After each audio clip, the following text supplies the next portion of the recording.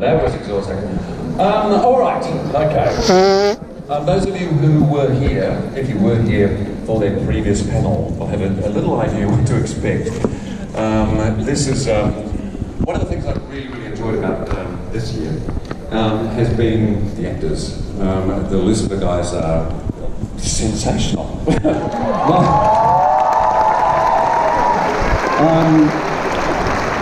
Not just very entertaining, but also, you know, really lovely people. So we're very lucky to have them. So it is the Lucifer panel. Make some noise. So let's get it out here, and let's. You're all ready for your questions. That's fantastic. So please welcome Leslie Ann Brandt, Phoebe Woodside, Kevin Alejandro, Rachel Harris, and Tom Lewis.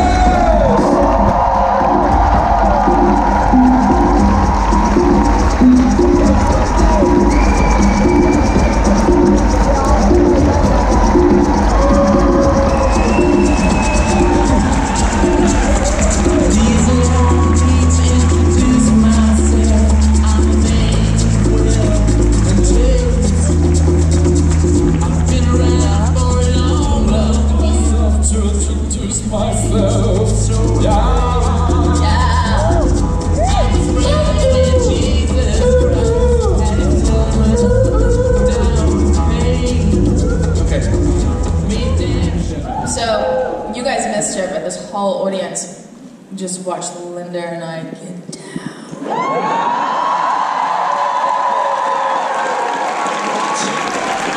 We see it every day at work. So it's nothing special.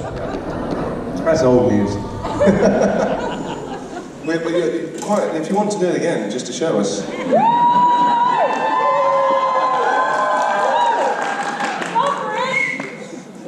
You're very excited, aren't you? Yeah. Right. That was Christian. Go for it. Oh, look at all there's lots of people lining up. Hi. Oh my gosh. Oh, it's Maze! Hey! It's me again! Hi everyone. First I want to tell you that you're amazing human beings. We are gonna miss you so bad, and I hope you will enjoy the chocolates and sleeping mask I made for you on your way home. Yes, it's me! It's me! Thank you. You put our initials on the sleeping mask. It was so kind. Thank you, thank you. You know, it's really physically hard for her to do that. Because you have cerebral palsy, yeah. Sorry, I didn't want to say, but like it took a lot of time for her to. Thank you so much. Thank you. You're welcome. You're welcome. You truly deserve it.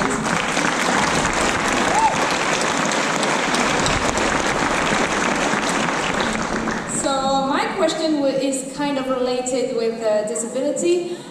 Your show is really inclusive, and it means so much to me. So I wanted to know if you would like to have a character with a disability on your show, and why, and which part would this person have?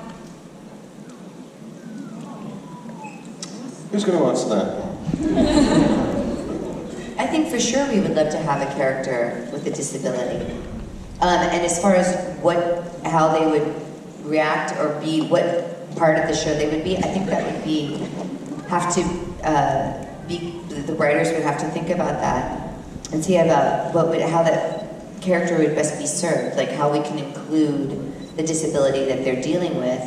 How much of a storyline do we want it to be, or do we want it to be just that they happen to have this and they work in the precinct, you know, and it's or they're a demon or an angel with a disability. Right? I think what's cool about our show too is like even the sexuality of like Tom and my Maze and Lucifer, it isn't like a thing. Like it's a thing, but it's not made a thing. It's just a given, right? So I think if we were going to include something like a disability, it'd be just there and not like a huge, because I feel You wouldn't raise the issue. Exactly, because I feel it's just another human being and it's part of our show. which is how you should treat people, regardless, right? So for me personally, I'd like, because I know a little bit of sign language because I've been teaching my son, so it'd be cool to be able to use some of that. I had fans in, where was I recently? Oh my God, see, this is what happens when you have a baby. No. When I was in Las Vegas at Lexicon, and there was a deaf girl who had a dog that knew sign language, and I could finger spell and sign with her. And I only learned that to be able to communicate with my son before he's starting to speak now. So that would probably be something I'd like to be able to use. Thank you. It's because someday I would love to see in a show able-bodied people daring to crack a joke with a disabled person, because my boyfriend and I are always cracking jokes about mine, and we would be so good because it's still very taboo, I think, in television. I agree with you. Thank you. Good for you.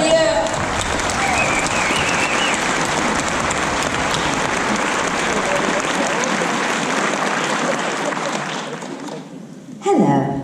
Hi. I'm nervous. Well, thank you that all of you are here, and thanks for the chance to make photos with you and autographs. My question is for DB. Well, you were in Buffy, and what was this for an experience for you to work with all those people? They were fantastic. I mean, I came on last year, the final season, so they'd been together for a number of years, so they had a bond that was incredible, and they were just extremely welcoming. Anybody who came onto the show, they were really kind. Just very, very, very kind, and the experience was great. And we were all young at that time too, so yeah.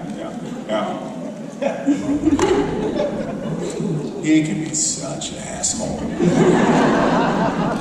No, but it was a lot of fun. It was a lot of fun. Thank you. Thank you. Hi. I'm Antonia Larissa. Sorry, nobody's shaking.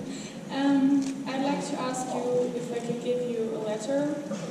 It's for all of you. So. Yes. Is it a love letter? Let's give a round of applause.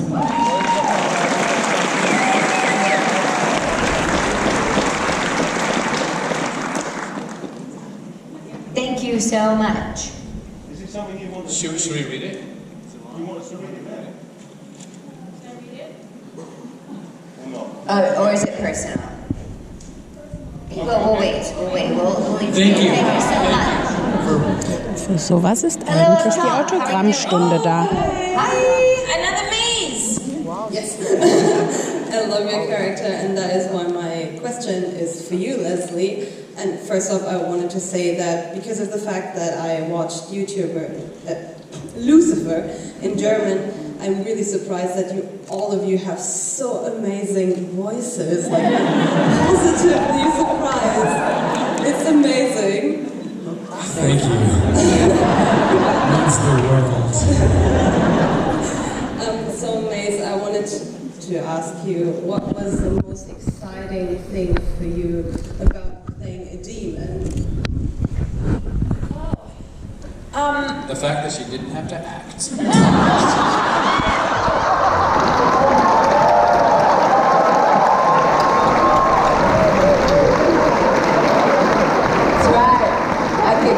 Right now.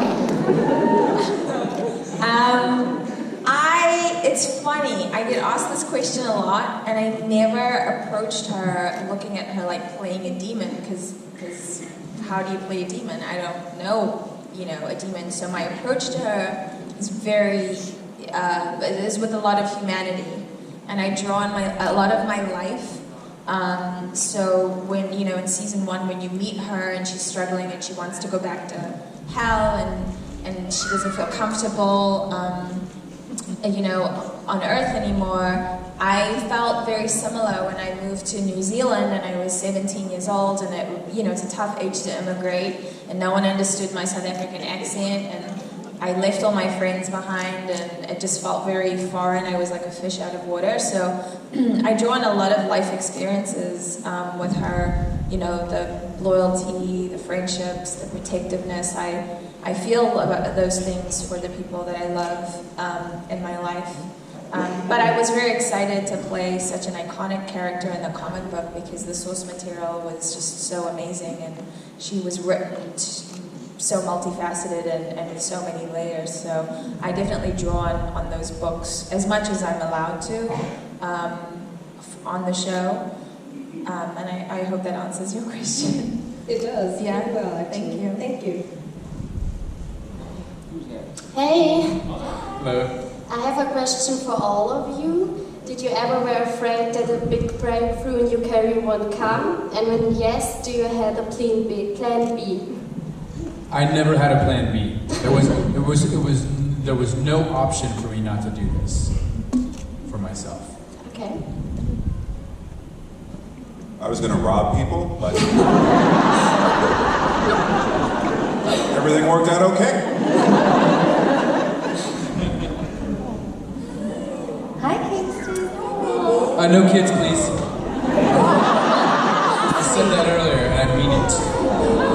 Papa Sweet. Do you want to see your mama? And this is Leslie Ann's husband, by the way, everybody, Chris.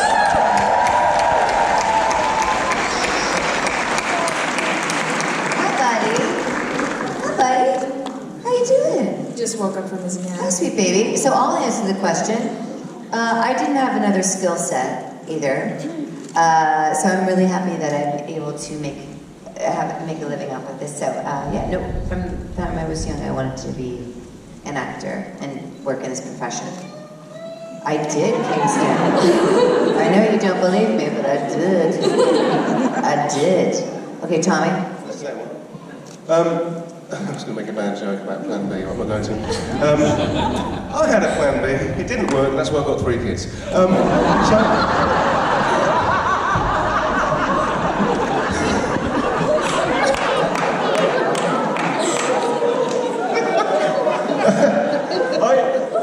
Before I decided at 17 that I was going to be an actor, I love sport, right? I'm really into sport, but I was never quite good enough at the sports that I played to pursue them professionally. But I just wanted to be on the pitch, on the field of play. So I decided I was going to work in sports injuries. So at least I could run on with a bucket and a magic sponge, you know, when the footballers go down. And that's what I really wanted to do. And then I kind of got the acting bug when I was 17 through a series of events happening, and I dropped a subject at school. So it wasn't what I wanted to do for my entire life. It was only like later on at the very end of school that I decided I wanted to do it.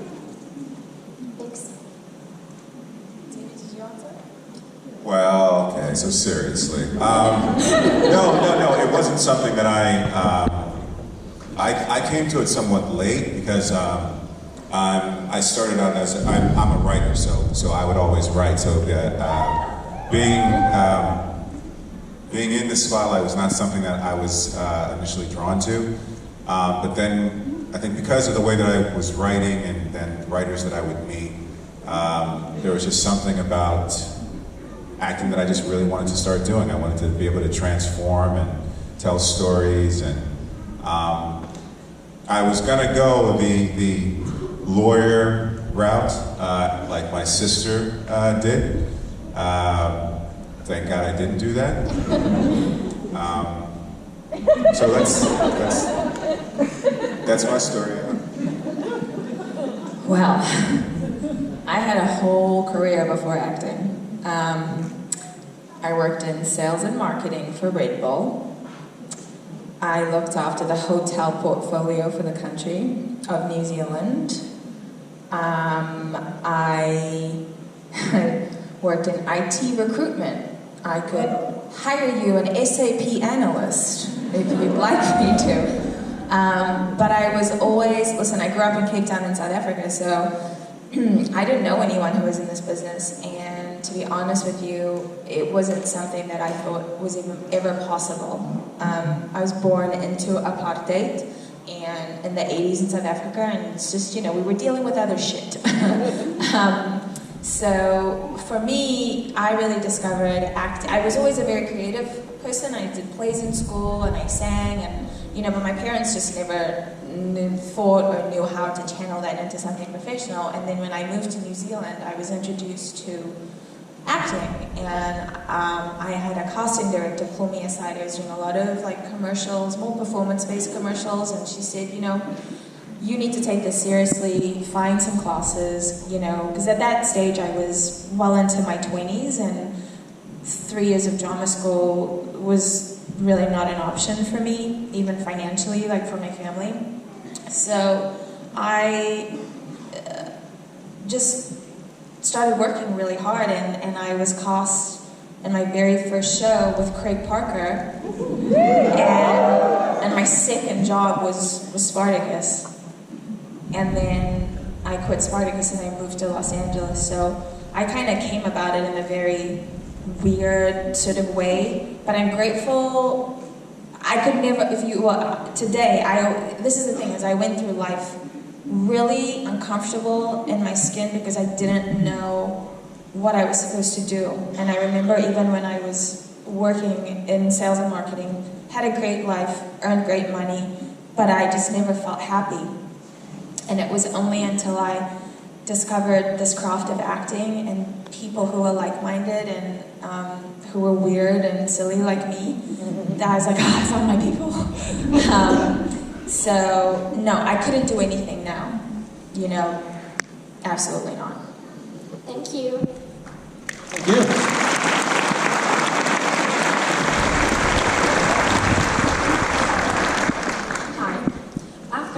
Many of our guests always tell us that the MagicCon in Bonn is something special, and I mean Tom is back for another MagicCon.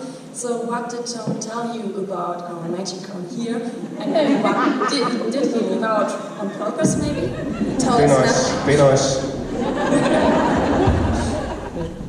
He said you guys gotta come because everyone's just as fucked up as you are.